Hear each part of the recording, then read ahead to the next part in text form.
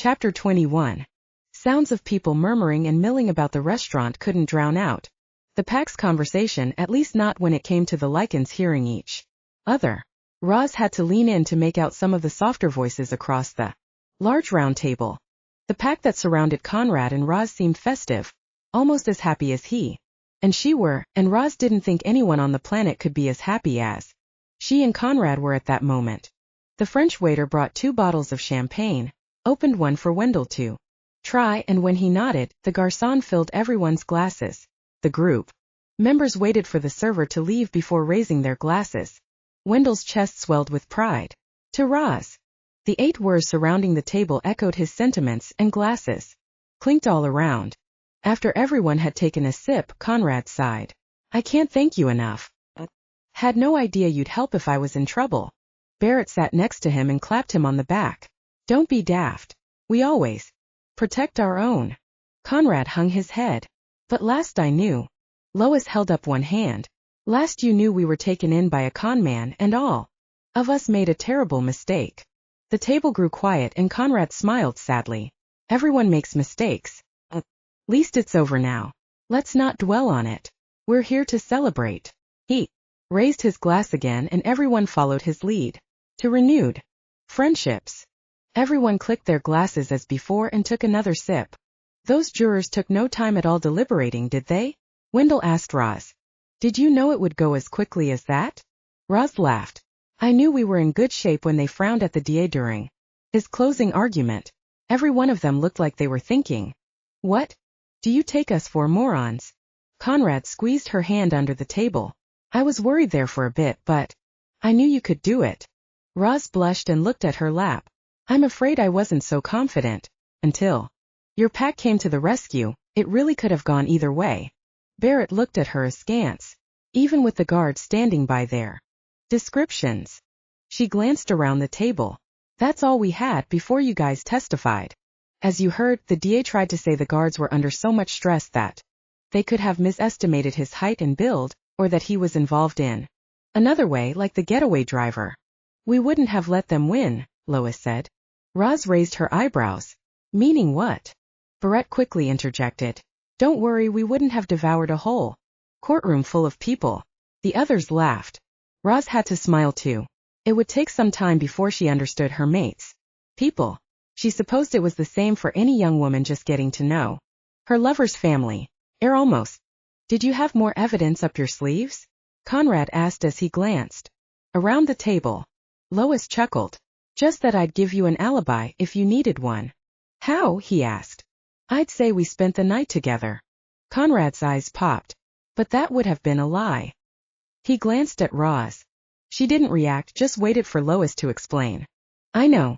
What I'm saying is that I was prepared to commit perjury on your behalf, and the rest of the staff was willing to back me up.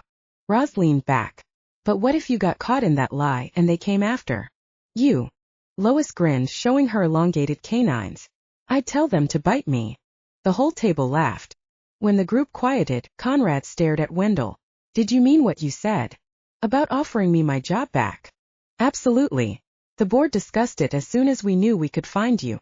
You did a good job of disappearing. Konrad nodded.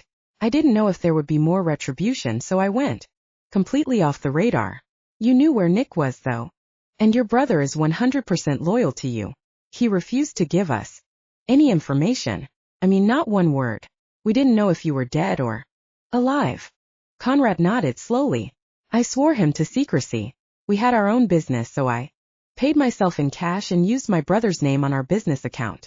We purposely didn't live close to each other. He gave Roz a long, soft stare. Now I'm glad I moved where I did, or I wouldn't have met Roz, at least under the right circumstances. He winked and she grinned back at him. Lois leaned toward her.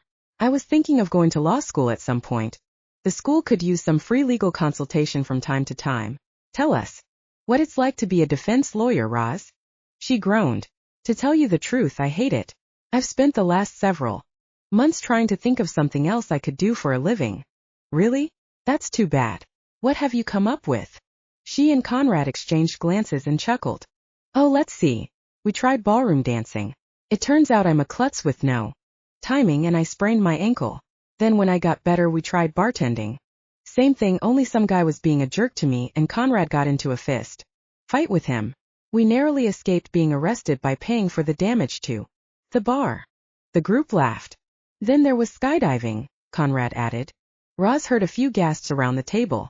It turns out you can't jump before your instructor is ready. I kind of landed in the trees. Now the others were guffawing. Some laughed until they had tears in their eyes. The icing on the cake, so to speak, Roz said, was when we took a cooking class and I set my hair on fire. I have to take responsibility for that, Konrad said. I was kissing and tickling her when I was supposed to be pouring oil into the pan. I wound up pouring it right onto the gas burner. But look, she turned her head and showed them how the stylist cut off the damage in such a clever way. I got a cute new haircut out of it. I even talked to the stylist about what it would take to become a hairdresser. Lois looked directly at Wendell. Are you thinking what I'm thinking? I'm right there with you. Wendell turned toward Roz and said, I'd have to run it past the board, of course, but how would you like to be our new career counselor? We've talked about adding the position, and since you've experienced quite a few jobs, and you know what it takes to succeed in them. Lois piped up. Plus we could use your legal expertise once in a while. Roz stared at Konrad open-mouthed. It sounds perfect, she whispered. Yes, it does. Wendell fidgeted. There's just one more thing, and we need to know for sure. Konrad nodded as if he understood. Show them your mark, Angel. Oh. She hadn't expected this request, but now that they'd asked, it made perfect sense. She'd need to know she was safe. She removed her suit jacket and hung it over the back of her chair. After unbuttoning the top 2 buttons of her white blouse, she was able to slide it aside and expose her neck and shoulder. Even her wide bra strap didn't cover, so she left it where it was. Everyone around the table smiled. Welcome to the pack, Wendell said. We'll have a formal ceremony at the next full moon. Oh no. Does she have to endure that? Konrad asked. Roz's eyes flew open. Endure what? Oh, nothing will happen to you.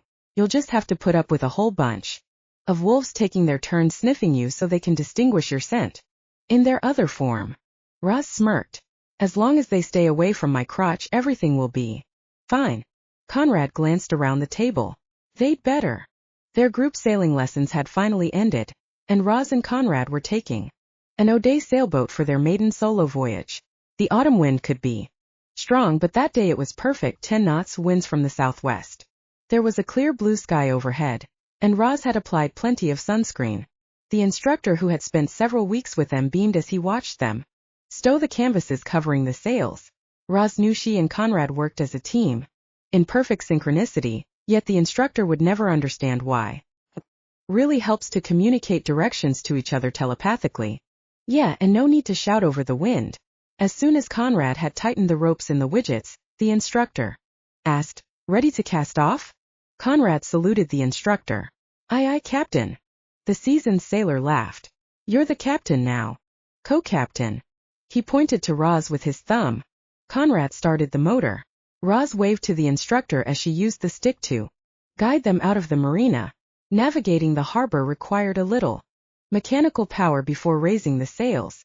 Eventually they cleared the buoys and most of the islands dotting Boston Harbor. Konrad cut the power and Roz stood, ready to raise the jib. He clamped his big hand around her wrist. Wait a minute. There's something I want to ask you. Ask me while I'm at the bow. As you said, there's no need to shout over the wind. She tried to pull away, but he didn't let go. Roz, sit down. He sounded so serious that her warning bells went off. What's wrong? Nothing, he said. Everything's perfect. He smiled and patted the seat. She sat back down slowly. He lowered himself to one knee. Her loud internal gasp may have communicated itself to him, but he didn't comment on it. He took her right hand in both of his and rubbed the surface gently with one of his thumbs. Roz, you mean the world to me. I can't imagine a future without you, and I don't want to. I love you, I need you, and I want you to be my wife. Will you marry me? Tears welled up in her eyes. A lump started to form in her throat, but she wanted to answer out loud. Before it grew and made it difficult to talk, she said, Yes, I'd love to. He rose enough to grasp her in his arms and stood, holding her tight. The boat rocked a tiny bit but not enough to throw them off balance. Nothing was enough to throw them off balance anymore, not the stress of a trial, not the stress of a job search. No more stressors were on the horizon except moving to Newton together. He lowered his lips to hers and kissed her deeply. I love you, Roz. I love you too. Thank you for making me so happy. It seemed that their dating disasters were over.